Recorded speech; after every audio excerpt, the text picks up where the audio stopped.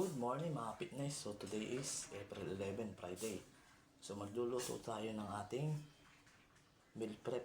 So 6 meal a day na lulutuin. Yung aking kakainin mga fitness. Tapos yung lulutuin ko is chicken breast na mga fitness.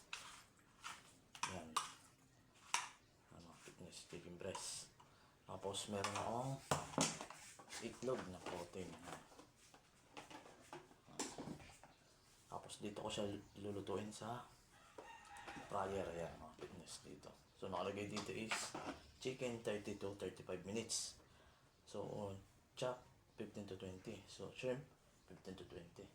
So fish 15 to 20. Steak 15 to 20. Cake 15 to 20. French fries 20 to 15. Pizza so 20 to 25 minutes.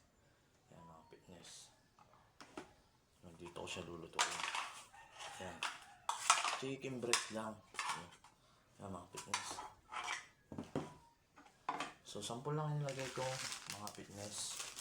So, bumili ako ng rosemary. Yan, leaves. Tapos, olive oil mga fitness. So, nilagyan ko siya ng olive oil saka yung seasoning. Yan mga fitness. So, sasalang ko na.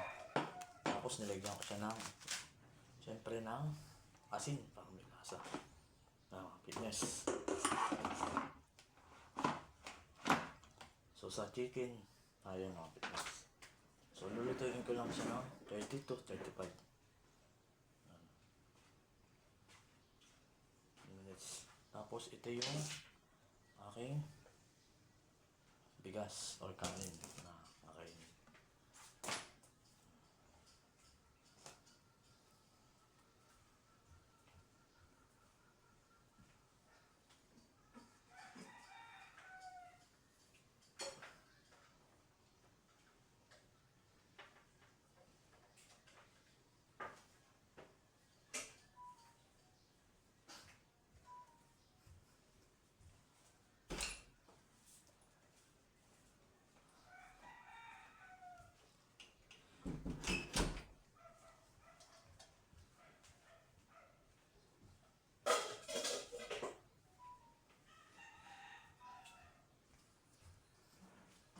So yun lang mga fitness. So stay fit and healthy. So nasa around of 55 kg pala ngayon. So ang target ko is 65 kg. So yun timbang mga fitness. So medyo lumatag tayo.